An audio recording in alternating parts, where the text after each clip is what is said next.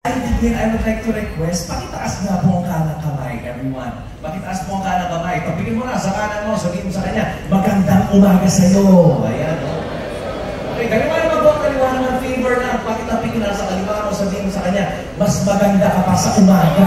Okay, ba? Okay. Pakitaas ulit ang kanang kamay. Sabihin mo sa nasa kanan mo, ako ang magpapayaman sa'yo. Okay, ba?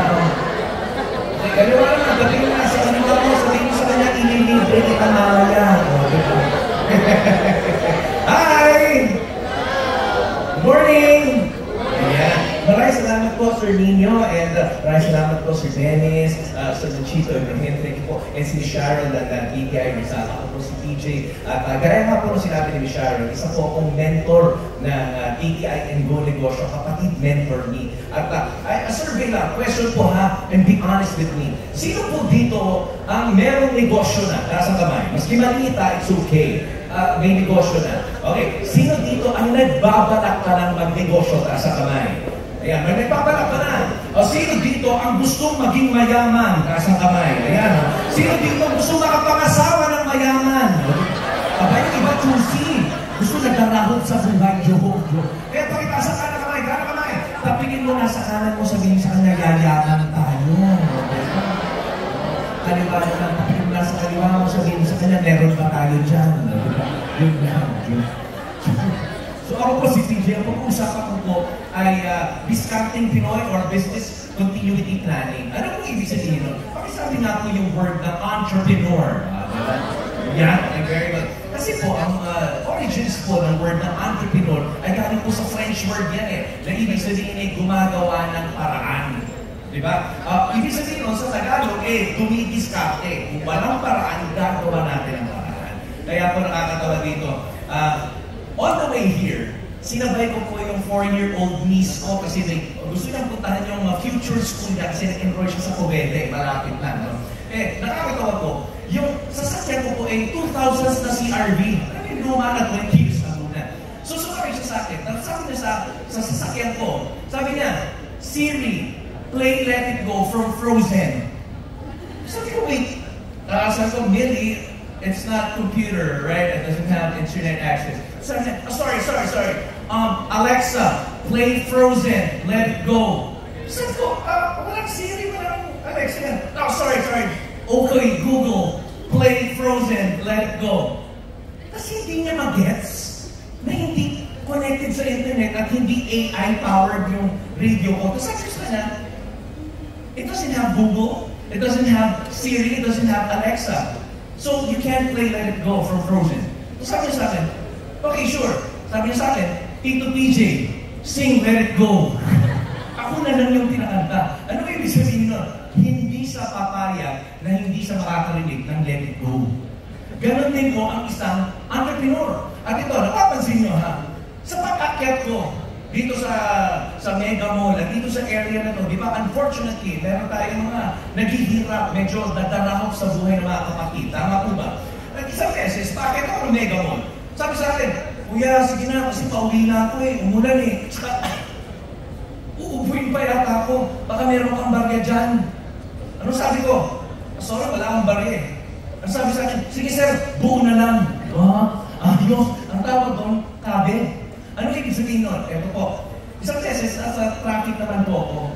Tapos, yung nagbebenta sa akin ng sampagita, sabi niya, sige na kuya, bili mo na ito sa sampagita ko. Para sa girlfriend mo. Ganun. Ginawa ko po, binabago yung windows ko. Sabi ko, sorry meron na asawa ganun ba? O sige sir, hinati niya. Ito po para sa girlfriend niyo, ito para sa asawa niyo. Ano siya sabi nun? Ang isang entrepreneur, hindi papayag na hindi ka bibili. Maski anong mangyari sa buhay niyo, tuloy ang negosyo. Kaya pakitaas ang kanan kamay. Tapigin mo na sa kanan mo, sabihin mo sa kanya, kaya magnegosyo tayo. Kaliwa naman, tapigin mo na sa kaliwa mo, sabihin mo sa kanya, ikaw maglabas ng pera. Yun na. Okay po. First slide, please. Ako po si TJ. Kapag-usapan po natin ay BCP. Ayan. Tapos, sige po. Next slide, please. Thank you. Ayan. Ito po. Ang pinaka-gauge, paano mo malalaman ano yung mga kailangan mong gawin sa yung BCP ay very, very simple. Ang tawag dito ay income statement. Anong tawag dito? Income statement. Very simple. Ibig sabihin, sales minus cost of goods minus OPEX equals yung gross income natin. Okay. Ano ibig sabihin doon? Ang negosyo po kasi, ang buhay ng isang negosyo ay makikita natin sa pamamagitan nito. Ano po ang first? Pakibasa nga po ang number 1. 3, 2, 1, go! Add to the top line. Napansin niyo po, sino ulit may negosyo dito? I just want to know, taas ang kamay. Sige po. Sino po ang nasa school pa? Taas ang kamay. Eto, sa school na lang tayo. Nung nag-pandemya, tinigil niyo ba yung pag-aaral niyo? Hindi, anong ginawa natin? O online tayo, nakakatawa pa nga, di ba? Ang dami natin ginagawang pinagbabawal na technique. Kasi bakit? Hindi pwedeng hindi tayo papasok. Isang beses nga po, doon sa binabanggit ni Richard, no? Tuloy-tuloy po ang aming kapatid mentoring program. Dati po ay face-to-face, ngayon naging online. At syempre, pag online, mas kinasang ka sa buong Pilipinas at even nasa buong mundo ay kaya mong ituloy ang pag-aaral. Isang beses nga po, habang nagtuturo po ako online, tapos may tinawag akong participant. Sagot po ito, katanungan ko, alam niyo po, nasa pure gold. Tapos sabi naman sa akin, ako parang maging silent, okay ito So, ano sinasabi natin? Gumawa po kayo ng ibang paraan kung paano nyo po magagawa ang inyong negosyo. Kung dati po ay meron kayong pwesto, pwede na kayong magbenta ngayon online. Ano ba? Napapansin niyo po noon, dati, pag magbabayad ka sa jeep, magbabayad ka sa bus, ay lahat cash. Ngayon, di ba yun, lalo yung mga e-jeep, yung mga e-bus, anong tinatanggap? E-card! O kaya naman, QR code. Ito po, true story. Sa may amin po, sa Loyola Heights, may nagbebenta ng mais. Tapos, meron siyang QR code. Tapos, meron din pulubi, QR code. Oh, ito nga. Effort pa ako, di ba? Para bigyan ka ng donation, di ba? So, magdadagdag din po tayo ng payment options at siyempre, kapag ka-service po at hindi ng products ang inyong binibenta, pwede rin po kayo magbigay ng ibang service options. Halimbawa, ang isang restaurant, para mapalaki ang kanyang negosyo ay nag-offer din ng delivery service. At minsan, pwede rin mag-institutional service, meaning pwede kayong mag-catering. Okay? Ano ba? Minsan, nag-adjust ng operating schedule. Pwede rin po yun. Okay, next naman po. Pakibasa na po ang number 2. 3, 2, 1, go! Lower the COGS. Ano po ibig sabihin ng lower the COGS? Ito po yung cost of goods sold or cost of goods. Ngayon, ang first point dyan, meron po bang paraan na makakahanap ka ng ibang suppliers? Alam niyo po, trivia, I just want to know. Sino po dito ang nakapunta na sa Mindanao para sa kamay? Okay, Mindanao. Ito po pag pumunta po kayo sa Jollibee, sa Mindanao, hindi po Coke ang meron doon. Pepsi. Kaya napunta ko pa rin, surreal to bakit Pepsi? Kasi apparently, may isang beses na nag-falter ang kanilang soft drinks, hindi na pag-supply ang Coke. Kaya anong ginawa ng Jollibee? Doon na sila sa Pepsi kasi hindi pwedeng, hindi sila magbebenta ng soft drinks. So, ito nga po, isang beses, no? Dahil pinaiikot po ako ng BTS sa buong Pilipinas, may isang farmer po sa Cordillera Region na nagreklamo sa akin. Sabi niya, sir, kami po mga may hirap na magsasaka. Kami po ang nag-harvest at nagtatanim ng kape dito at nag-aalaga. Pero sir, saan napupunta ang pera namin? Doon sa trader. O tama naman po, di ba? Kaya po, tulungan nyo kami, dumiretso na kayo sa aming farmers. O di ako naman po, si TJ Lalo, nahabag. Ang ginawa ko po, umorder po ako sa kanila, at ito maganda ang payment option sa land bank lang. Tapos ipapadala nila sa 5-star o sa Victory Liner, tapos pipick upin ko na lang dito sa Cubao Station. So okay po yun, no? So ginawa ko po, nag-deposit pa po ako ng kalahati sa land bank. Tapos, hinintay ko po ang delivery sa 5-star at Victory Liner. Tanong sa akin, ano nangyari? Tanong sa akin, ano? Ang nangyari po, walang dumating na kape. Nag-message po sa akin after 3 or 4 days. Sir, pasensya na. O din ginawa ko. Ano nangyari? Nag-deposit ako, sabi na, nag-deliver nyo. Sir, sabi na, first time po kami magsasaka, nakakuha ng gano'ng karaming pera. Ano nangyari? Sir, naglasing kami. So, ano nangyari? Wala kaming kape! For several days, at ito po may negosyo po kung mga restaurants sa Maginhawa area. Hindi pwedeng walang kape. Kaya nung ginawa ko, bumili na rin sa grocery! Napamahal ba ako? So, nung sinasabi natin, doon ko nalaman kung bakit pala mahalaga ang trader, yung third party. Kasi hindi pwedeng, hindi sila makakabenta sa amin. At ano pa, nagiging problema namin sa mga farmers? Konting ulan, hindi nakakapag-deliver. Kasi bakit? Ano sabihin nila? Sir, bahay, ama. So, ano ginawa namin? Kailangan humanap kami ng ibang suppliers. At minsan naman po, kailangan humanap din tayo ng ibang brands for the same product. Di po, next po tayo. Sige.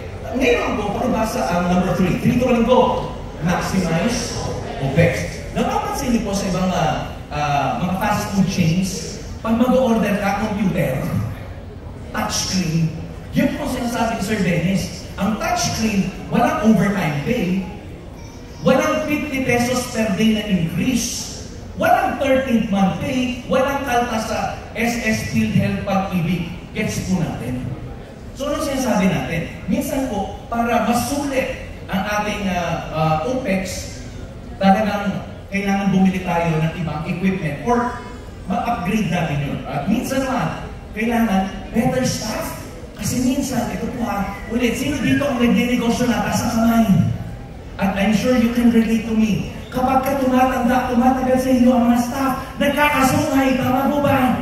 Ito po isang beses, may nag-sick leave sa amin. Okay naman, kompleto yung excuse letter niya. Okay naman. Ngayon, nakalimutan niya na Facebook friend niya ako. Pagkatapos ng kanyang sick leave, umuwi ng bakan, umuwi at bumalik sa aming negosyo, maitim, may hair na tattoo, naka-braids. Pero, kita mo, sa kanyang medical certificate, may sakit at nakakahawa ang sakit. Pero sa Facebook niya, nasaan siya? Nasa Puerto Galera. So, anong sinasabi natin? Minsan po, kailangan tanggalin natin yung mga pasaway o mag-i-retrain natin yung mga pasaway na tao. At syempre, ito po, nung panahon po kasi na yun, wala pa pong Grab, wala pa Lalamove. Kaya minsan, kami po ay bumibili ng sarili naming truck at nag-hire ng driver. Pero syempre, hindi minsan alam ng driver na may GPS pala yung truck na nilalagay namin. Alam niyo po, sa delivery namin, nakikita ko, nasa Rizal, nasa Tupadahan. Nagsasabong. So ano sinasabi namin? Hindi naman kasama yung sabong doon sa kanyang kailangan gawin. At ngayon, dahil meron ng mga Lalamove, hindi na natin kailangan mag-hire ng sariling driver o bumili ng aming sariling truck. At ngayon, minsan, sa pag gusto nating pumihit, kailangan natin mag-open sa another location. And lastly, ngayon naman po, sige po, last page please. Okay ba? Next slide, thank you. At yan, pakibasa nga po ito. 3 to 1 go. Increase total sales. Ayan po. Yung gusto ko pong i-highlight, yung last point. Kasi, alam niyo po ba sa restaurant, hindi lang po kami kumikita sa pagkain. Minsan, even sa spoilage or sa waste. Pero sa akin paano? Alam niyo po ba yung pinagamitan namin ng oil, may nabebenta pa po kami dyan? Kasi ginagamit nila for fuel or for other purposes. So ano sinasabi natin? Even yung itatapon na namin ay pwede pa namin pagkakitaan. So ano sinasabi natin? Ang isang negosyante, hindi papayag na isa lang ang source of income. Hindi papayag na may plan B. Kaya pakitaas ang kanang kamay as I am. Pakitaas mo ang kanang kamay every month. Kapigin mo na sa kanan mo. Sabihin mo sa kanya, kaya natin yan. Kaliwa naman po, kapigin na sa kaliwa mo, sabihin mo sa kanya, ako magpapakutang sa'yo. Maraming salamat po. Ako po si TJ Lana. Thanks for having me. God bless po.